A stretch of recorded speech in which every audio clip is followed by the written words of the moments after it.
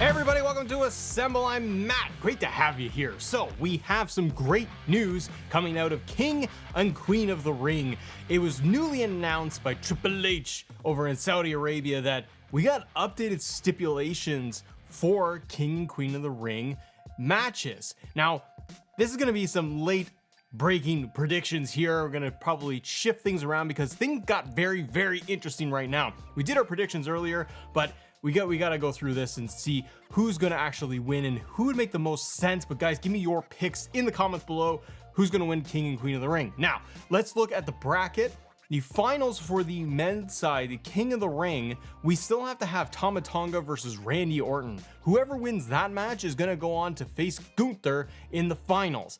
Now, I have been of two minds of this because it's been about, well, who could they go and have kind of a program with after this? Will they still, for example, Randy Orton still be dealing with Bloodline? Gunther, will it help propel him into the world title picture?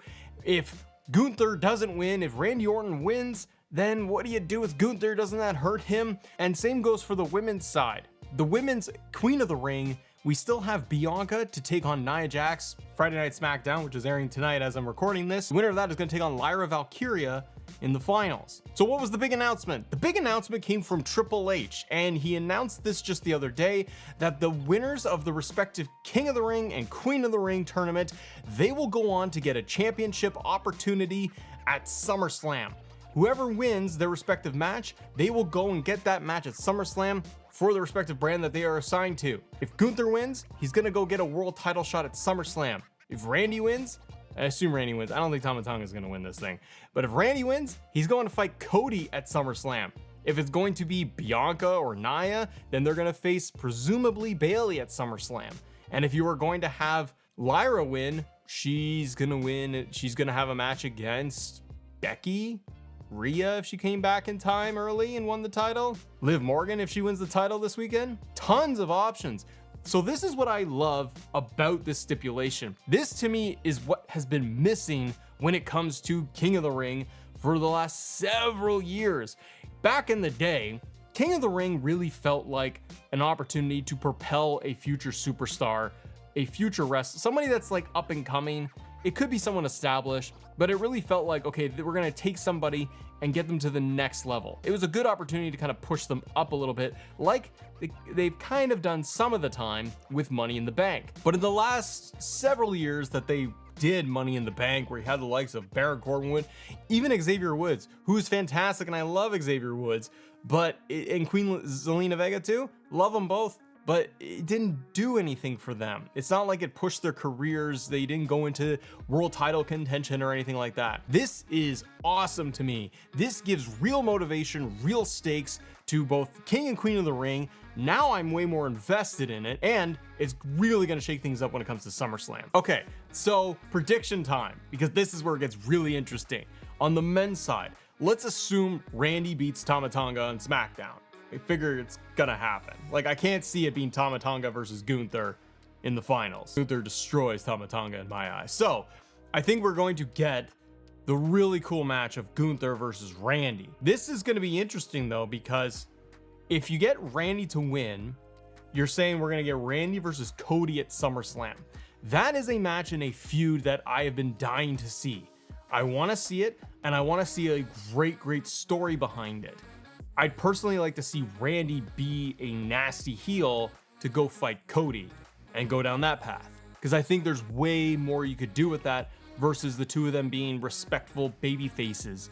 Also, you run the risk, if you have Randy right now as he is going up against Cody and the crowd potentially liking Randy a little bit more. You know what I mean? Like, Cody is the babyface, but you need to feed him heels, clear-cut heels. Because if you do Randy, everyone loves Randy. Randy's awesome. And if you have Randy versus Cody, you're going to get a segment of the audience that's going to sit there and go, I want Randy to win the title. And that's cool. But if you did it, you got to have Randy as this big heel to fight Cody, really talk about their story. It does give them several months of build from the men's and the women's side, which I do really like. So I got to say, I really think we're going to get Gunther winning King of the Ring. It keeps Gunther very, very strong. Randy Orton is legacy star. Like, Randy can eat a loss, and it doesn't really hurt him all that much. And he can still get that story with Cody later on down the road. That could be a Survivor Series match, a Royal Rumble feud, WrestleMania with Randy and Cody into next year. You never know, right? But that is a feud I think they have in their back pocket. They can execute when the timing is right. I think Randy is still dealing with this whole Bloodline story.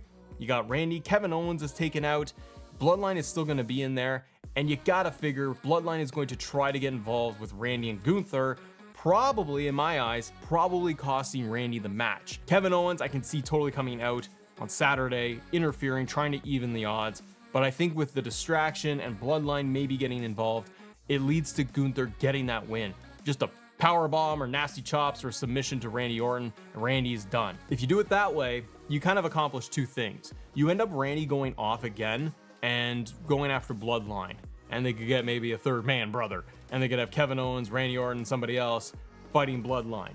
Cody could start getting involved too, you never know. But you keep that thing going.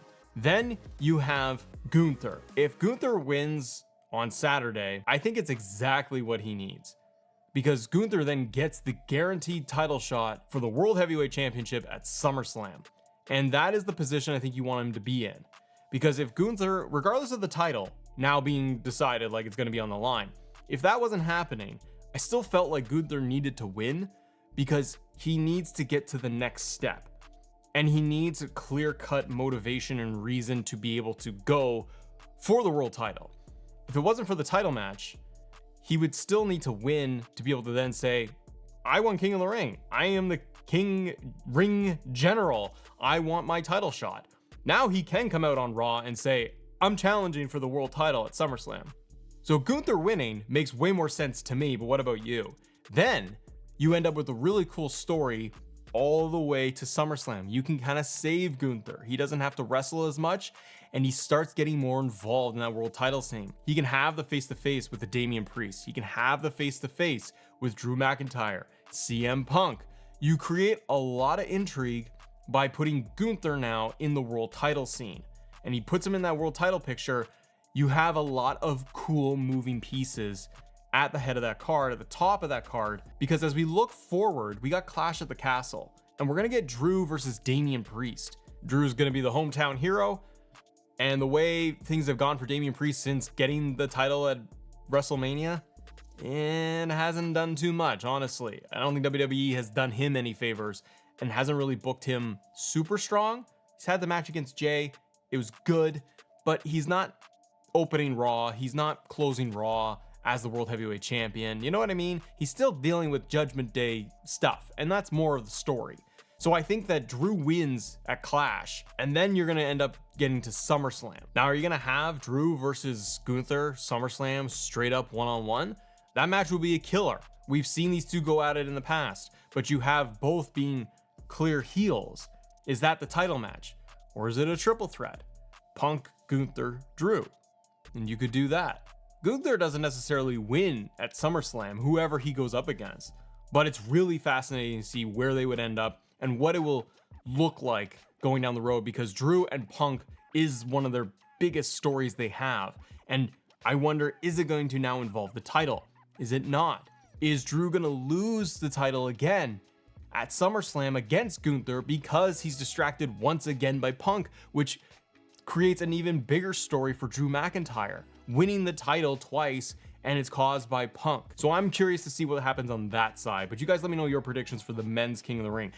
Women's, we're gonna find out in a couple hours if Bianca Belair and Nia Jax, who's gonna win. I think either of those honestly have a very good case of winning, because it could create a very cool match when you get Nia versus Lyra Valkyria, and you have Lyra being the underdog and the newcomer to the main roster. If she goes up against Nia, quite honestly, either way, I don't see Lyra winning. I think she has this underdog story going all the way, and she can kind of easily, even losing, she can insert herself into the title picture against Becky, against Liv, and start mixing it up in there. I think all of that is possible even if Lyra doesn't win. Because if Lyra wins, she turns around and fights, let's just say it's Becky. It's fine. It's nothing groundbreaking, and it doesn't have a lot of intrigue. And then you're also loading King and Queen of the Ring on Raw potentially. So I think Queen of the Ring is from SmackDown. And if Bayley's gonna keep that belt as a good babyface, you do have the options of the cool story of Bianca versus Bayley because of all the history, and they have been teasing this weeks on SmackDown of Bianca feeling kind of like, Bayley, you were not cool with me for like a year with Damage Control and all of that. It's a very interesting story they have there. Plus, she's got the tag titles. I kind of feel, though, I think I said in my predictions that Bianca would win. Because there's a title involved now, I'm going to say Nia Jax wins. Nia had a pretty good year going on Raw all the way up to Elimination Chamber, and she wasn't at WrestleMania.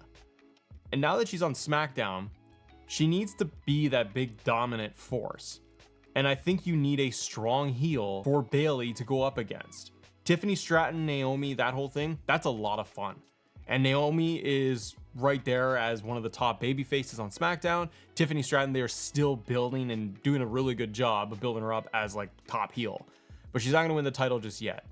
I think that you get Nia versus Bayley at SummerSlam for the belt is a really good story. Nia can go and have the matches against Naomi. She can have a rematch against Bianca. She could fight Jade again. Like, you can have Nia go through all of these different superstars on SmackDown and get her way all the way to SummerSlam and maybe win the belt. And it's a good babyface, again, kind of an underdog situation of Bayley having to take down Nia. There's a good story you can tell there and be a lot of fun for SummerSlam. And you could have Nia win, you never know. But what are your picks for King and Queen of the Ring? It just got interesting with Triple H announcing this for world titles at SummerSlam. Hit me up in the comments below, guys. If you enjoyed videos like this, hit the subscribe button, hit the like button, and click right here for more. It's our full predictions for King and Queen of the Ring, the whole rundown, including all the matches. Have a great day. See ya.